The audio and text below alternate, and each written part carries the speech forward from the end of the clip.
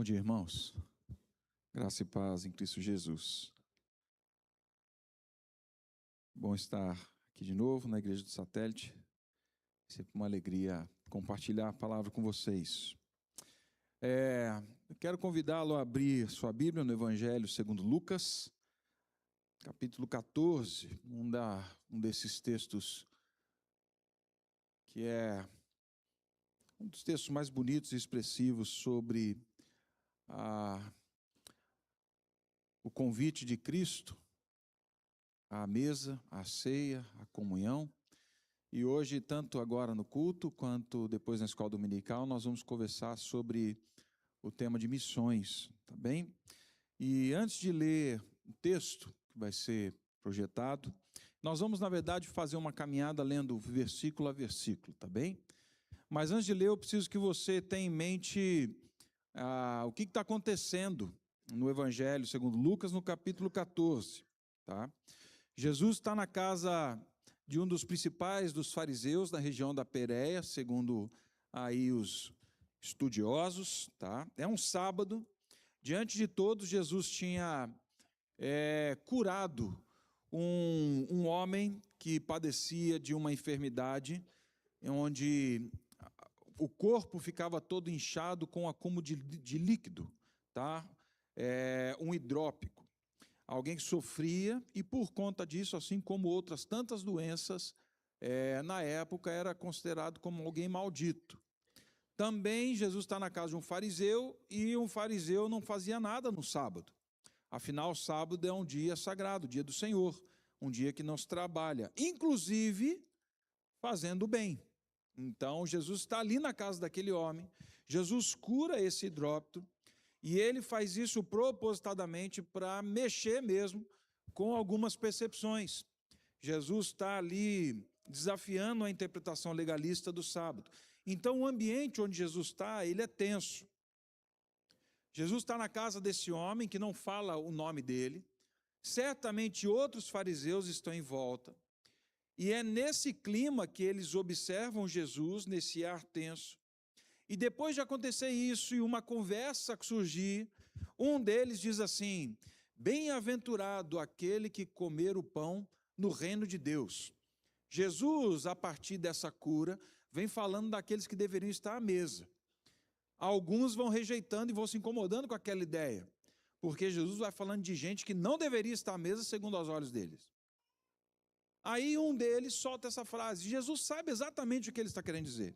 É uma declaração bonita, é uma declaração religiosa, no verso 15 a gente vê isso.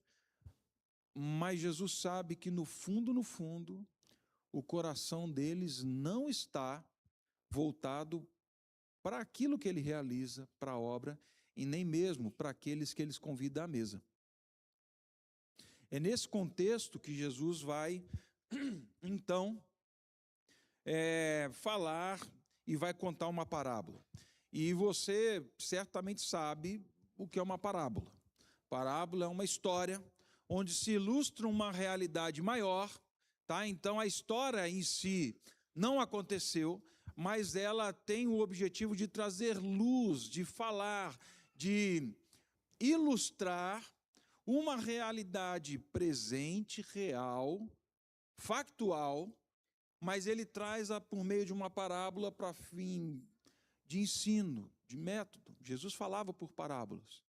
Muitos entendiam, outros não entendiam, mas Jesus assim o faz. Ele faz dessa forma para trazer à luz algumas realidades. E aí ele começa a parábola no verso 14. Respondendo a este homem que falou, bem-aventurado aquele que comer no reino de Deus, Jesus fala assim, ele, porém, respondeu, certo homem deu uma grande ceia e convidou a muitos. No Antigo Oriente, um banquete não era como uma refeição comum nossa, tá? E nem mesmo era como a festa mais chique que você já foi até hoje na sua vida, tá? Nós sabemos pouco desse homem da parábola, mas a parábola vai desvendando o coração desse homem. E o pouco que a gente sabe que esse homem não era um homem qualquer. Ele prepara uma grande ceia, tá? Uma grande ceia, E ele convida muitos, ou seja, esse homem está preparando um evento público e um evento de honra. Ele está preparando um ambiente onde muitos verão e onde ele convida muitos para esse ambiente de honra. Até hoje, nas culturas tradicionais do Oriente, a mesa você compartilha intencionalmente com quem você quer dividir a vida. É mais do que você simplesmente chamar alguém para sentar e comer alguma coisa e bater um papo. Não, você chama para dentro da sua casa, você chama para uma grande ceia, você chama para uma festa, pessoas com quem você quer realmente dividir a vida. Pessoas que realmente fazem sentido você desfrutar dessa palavra. Comunhão, de você compartilhar a vida, comungar a história. É uma comunhão profunda. Um convite à mesa é como se você estivesse dizendo o seguinte: eu estou em paz com você, você está em paz comigo, você pertence ao meu círculo de vida, à minha história, eu me sinto à vontade com você. Você faz parte dessa caminhada da minha história.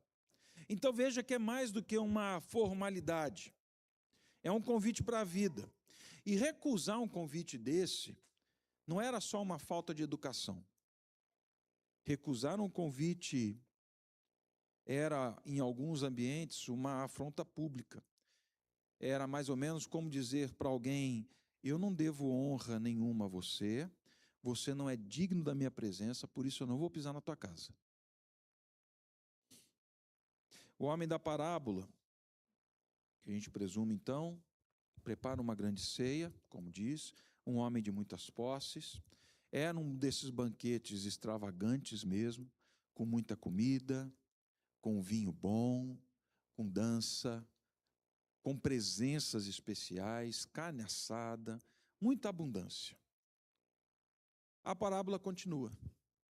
Um homem preparou uma ceia, chamou muitos, ele já havia convidado essas pessoas.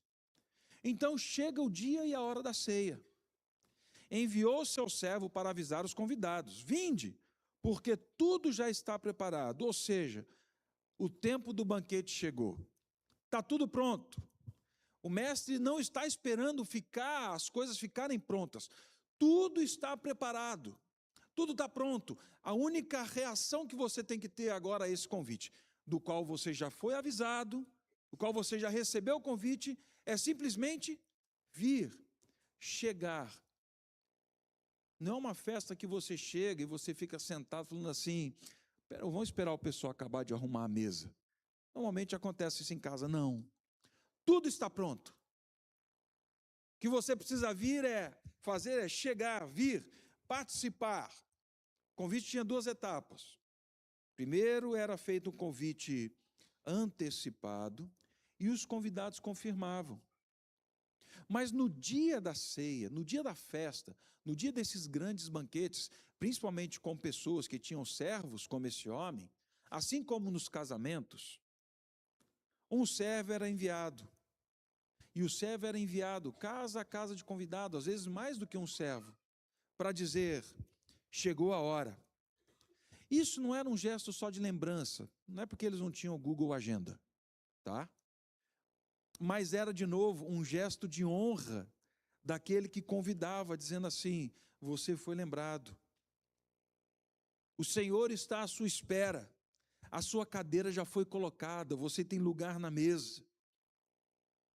Mas para aqueles que ouvem essa parábola, acontece algo chocante. Aqueles que disseram sim antecipadamente, que até falaram assim: a gente vai, simplesmente recusam e dão uma desculpa e fogem do convite. Verso 18. E todos a uma começaram a escusar-se. Disse o primeiro: comprei um campo e preciso vê-lo. Rogo-te que me tenhas por escusado. Outro disse: comprei 5 juntas de bois e vou experimentá-las. Rogo-te que me tenha por escusado. E o outro disse: casei-me e por isso não posso ir. Gente, vamos lá. Ninguém aqui vive do campo, eu acho, certo? Mas a gente conhece muita gente que vive de campo. ou pelo menos a gente tem alguma relação com compra e venda, tá?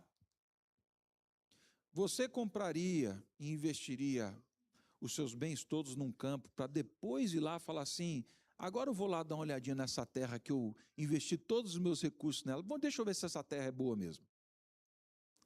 Por acaso você pegaria, venderia sua casa, compraria um terreno que você não sabe onde é, não sabe onde fica, não sabe que tipo de terreno é aquele, e fala assim: agora eu vou lá dar uma olhada. Ninguém faz isso. Isso é loucura. Você compraria uma junta de bois?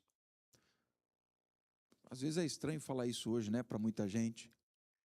Mas você compraria, sim, uma junta de bois, investiria os seus recursos todos nisso daqui, manda comprar lá, para depois você chegar lá e falar assim: agora, de tudo isso que eu comprei, investi todos os meus recursos aqui, agora eu vim ver se realmente esses bois são saudáveis, se eles estão bem, se vão gerar alguma renda, se realmente comprei, paguei aquilo que me entregaram, só depois? Não, você faz isso o quê?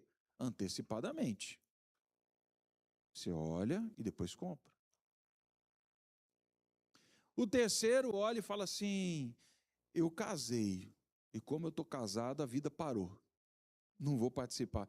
Entenda, para uma família, para um casal recém-casado, participar de festas como essa no Oriente Antigo era um status, era honra. Era você participar de algo que traria, sim, para você não só o desfrute da festa, mas honra. Mas esse homem, essa família, em algum momento eles olham e falam assim: olha, na verdade, a gente está aqui curtindo a nossa vida de casado e a gente não pode sair de casa hoje, porque a gente não tem como participar da festa, a gente vai priorizar realmente a nossa casa, a gente vai priorizar aqui a nossa vida particular. O fato é, gente,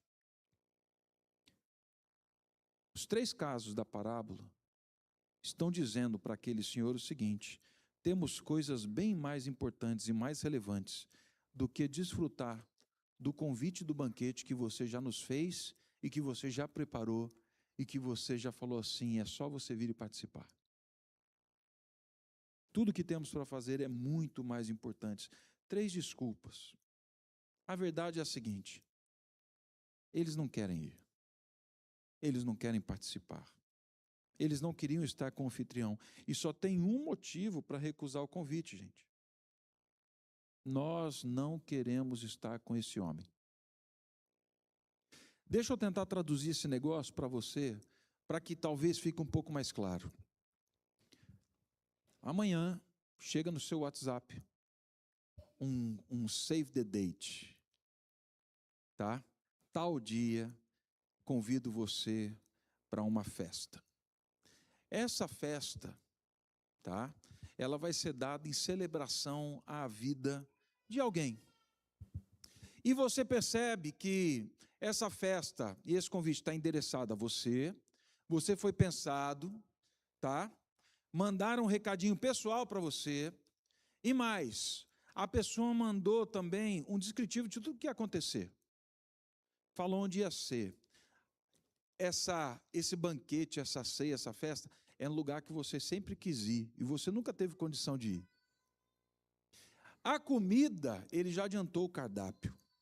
Tudo aquilo que você sempre quis comer, mas assim, não deu, não tinha condição, não dava.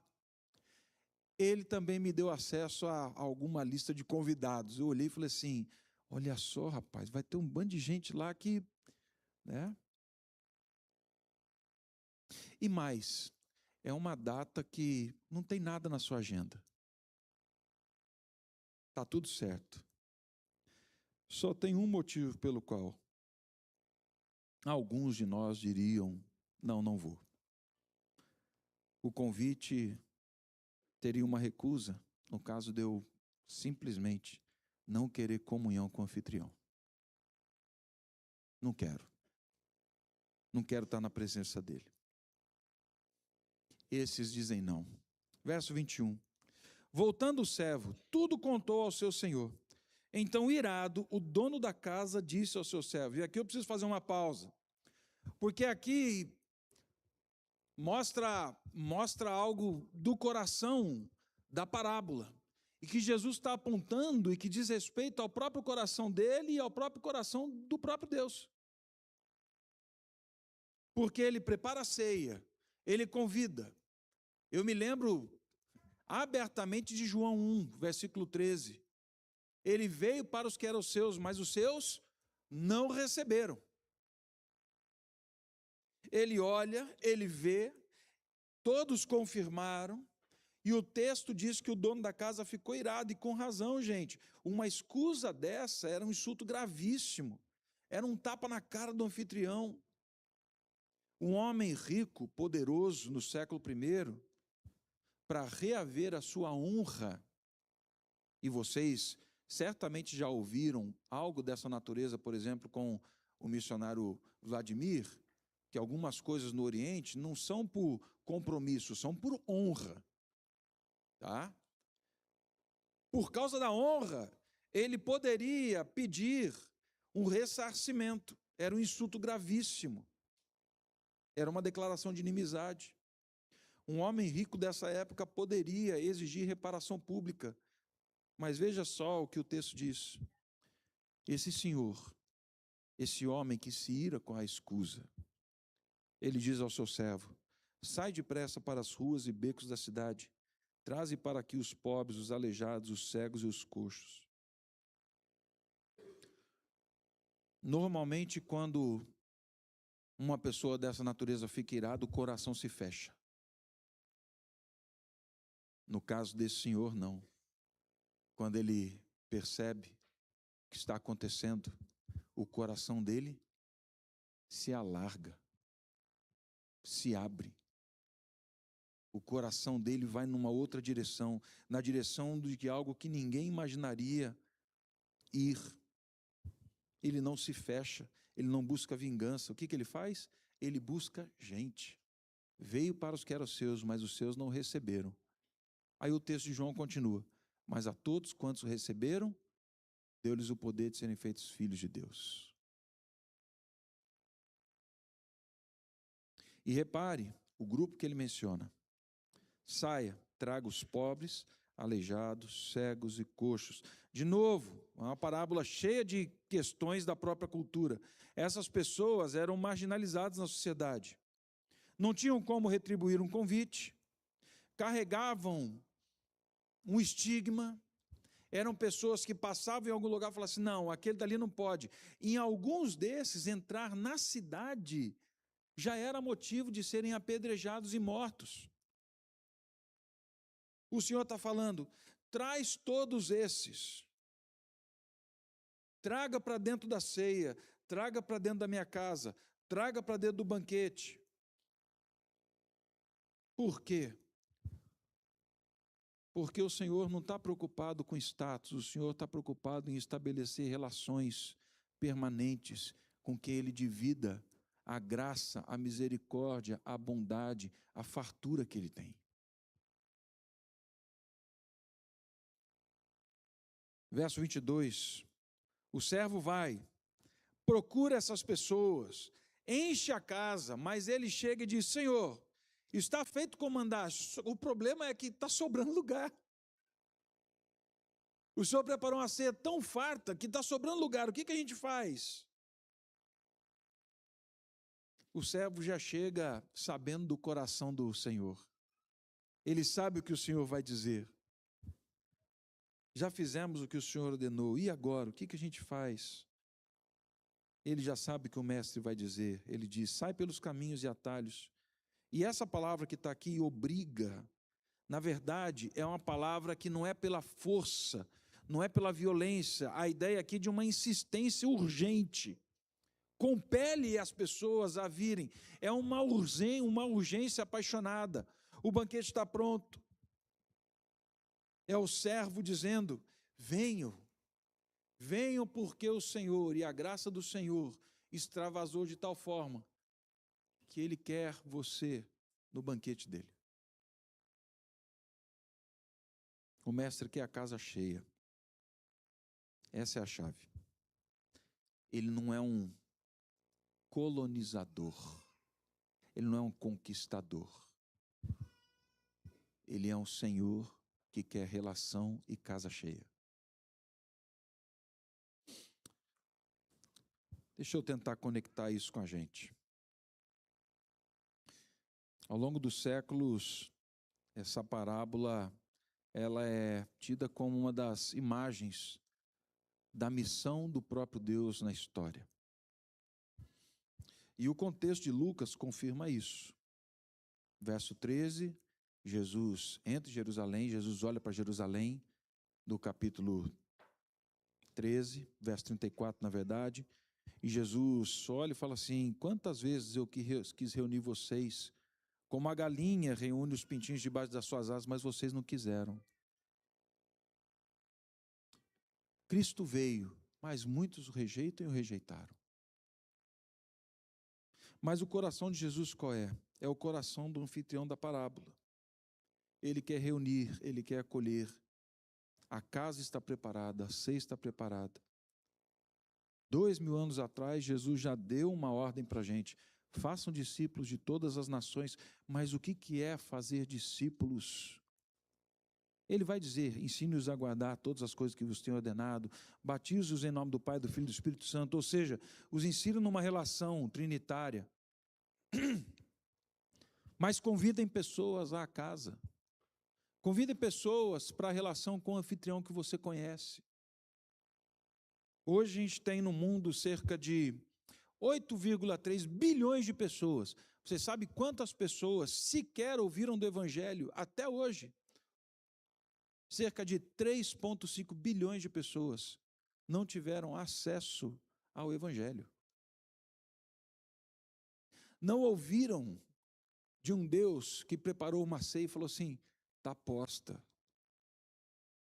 Eu não estou te convidando a ser crente da Igreja Presbiteriana do Planalto. Estou convidando você a vir para a ceia com o Deus Criador de todas as coisas. Que essa parábola ensina sobre missão. Primeiro que ideia de missão não é uma ideia que nasceu aqui, não nasceu no GAME, não nasceu na Igreja Presbiteriana do Planalto, não nasceu com a PMT, não nasceu com a Missão Base, não nasceu com Plantes, não nasceu com a Pioneiros, não nasceu com os missionários que essa igreja apoia, não nasceu com o Ronaldo Lidório. Está no coração de Deus, desde o começo da história. Missão é algo que está pulsando no coração de Deus. Ele é o anfitrião, ele preparou o banquete, ele deseja que a casa seja cheia, e ele nos convida, nos comissiona a sermos servos que saem em busca e no anúncio de que existe um banquete pronto e que ele está convidando pessoas a esse banquete. Agora, deixa eu ser mais direto ainda. Nenhum de nós pode dizer: não temos lugar nem nessa mesa e nem nesse chamado para anunciar a outros. Porque se você é um filho de Deus, você está sentado à mesa. E se você é um filho de Deus, você também é um servo do próprio Deus. Você pode não ser pastor, pode não ser missionário, pode não ser um teólogo, evangelista, mas você é convidado a um banquete e você já desfruta dele. O convite que você tem que fazer é: eu já experimentei da bondade do Senhor e do anfitrião. Eu estou te convidando a fazer parte da ceia desse anfitrião, da comunhão com esse anfitrião. Ele compreendeu o coração do mestre, ele partilhou o convite e ele queria a casa cheia porque esse era o desejo do mestre. Lembre-se, meu irmão, 99% dos cristãos não estão num campo missionário. Não estão sendo enviados. 99% dos cristãos, eles estão vivendo dentro dos colégios, das empresas, das repartições públicas, das escolas, das academias, do futebol. 99% dos cristãos estão aí. É nesse ambiente que nós vamos falando, na faculdade, no trabalho, na vizinhança, que existe um Senhor que preparou uma grande ceia, que ela está posta e que Ele convida pessoas a desfrutar dela hoje. Agora, a gente não vai fazer isso sozinho. Os missionários que essa igreja envia não vão fazer isso sozinhos. A gente faz isso junto. Minha igreja não consegue fazer isso sozinha, a igreja do satélite não consegue fazer sozinha, os missionários não conseguem fazer isso sozinhos. A gente faz isso junto. A gente faz isso como igreja junto. Você faz isso onde você está. Deus não é bom? É ou não é, gente? É ou não é, gente? Sim, pelo amor de Deus. Deus é bom.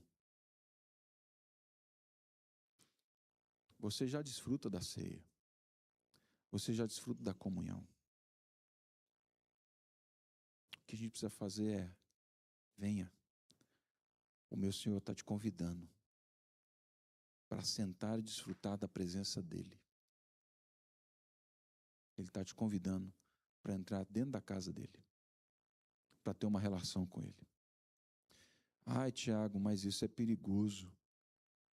É perigoso porque, assim, a gente precisa ter um bando de coisa primeiro para depois falar que Deus está convidando, né?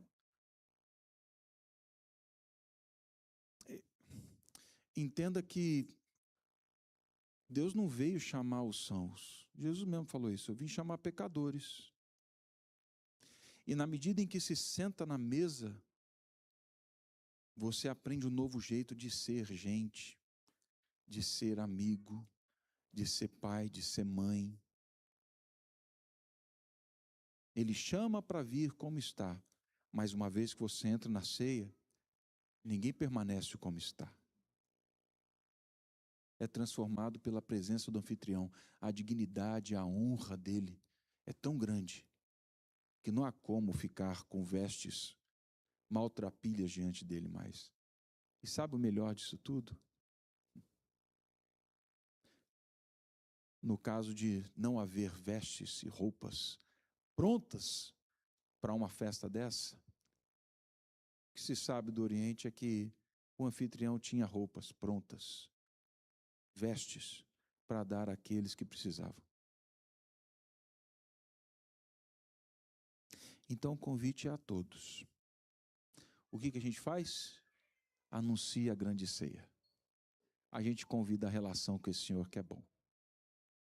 E pela misericórdia, Ele vai fazendo aquilo que a gente não consegue fazer. A gente só convida. E Ele transforma o coração daqueles que sentam à mesa com Ele. Então que a gente caminhe nessa perspectiva. Que a gente reconheça a bondade de Deus, que a gente anuncie a bondade de Deus e que a gente só faça esse convite. O meu Senhor quer ter uma relação com você. Ele está te convidando para isso. Pai Santo, obrigado por essa manhã. Obrigado pela tua palavra. E obrigado porque o Senhor, ao longo da história, vem chamando homens e mulheres para si. Somos parte desse povo. E eu te agradeço porque diante da comunhão, da mesa, o Senhor vai nos transformando, nos moldando, nos regenerando, nos fazendo novas criaturas. Porque diante da majestade, da glória, da tua presença, não há quem permaneça o mesmo. Mas abre, Pai, o nosso coração para vermos aquilo que às vezes não conseguimos ver. Abre o nosso coração para compartilharmos da ceia com quem o Senhor diz para compartilharmos. Aqueles que muitas vezes não imaginamos que possam estar diante da tua presença. e que possamos também desfrutar do olhar de celebrar o milagre da transformação que o Senhor faz e traz, na medida em que pessoas entram, vivem e convivem na tua casa. Age em nós, Pai, e torna-nos mais sensíveis a este chamado de compartilharmos do teu convite. Em nome de Cristo. Amém.